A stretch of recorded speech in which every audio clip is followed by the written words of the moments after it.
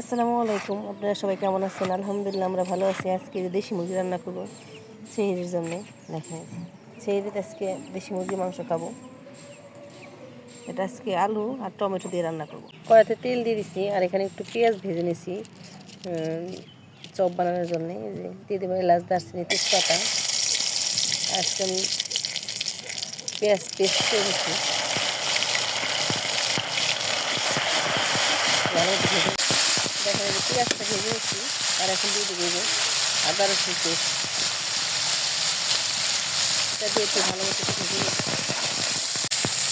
আদা রসুন দিয়ে একটু ভেজে নিচ্ছি আর এখন দিয়ে দেবো লবণ,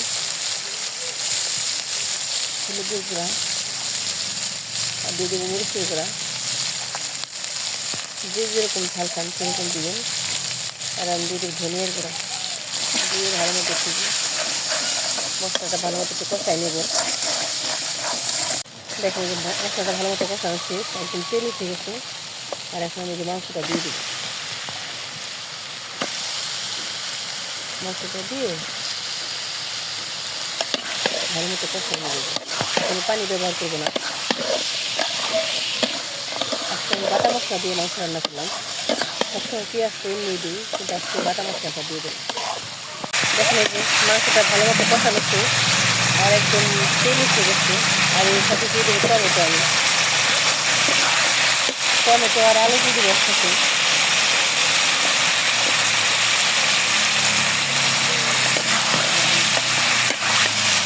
পানি দেওয়া হয় না এখানে।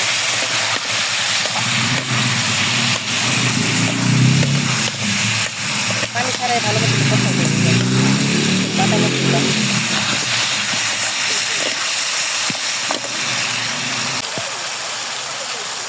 মশলা কষানো শেষ, এখন পানি দিয়ে দেবো।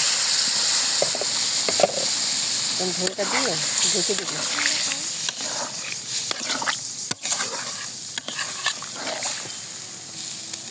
দেখেন মাংস বলক চলে আসছে। আর এখানে আমি একটা কাঁচামরিচ দিয়ে দিব। আস্ত কেটে রাখা হয়েছে কাঁচামরিচ।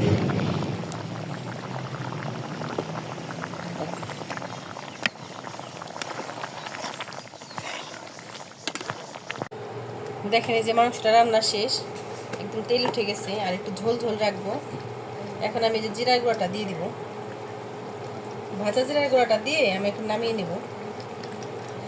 আর এটা খেতে কিন্তু অসাধারণ। দেখেন এরকম ঝোল ঝোল থাকবে। দেখেন সেই হয়েছে মাশাআল্লাহ।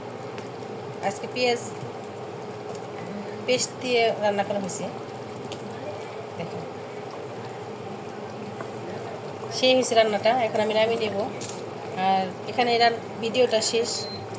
আর আমাদের ভিডিওটি ভালো লাগলে লাইক এবং শেয়ার করে দিবেন। আর আমাদের সাথে থাকবেন। ভালো থাকবেন, সুস্থ থাকবেন। আল্লাহ হাফেজ।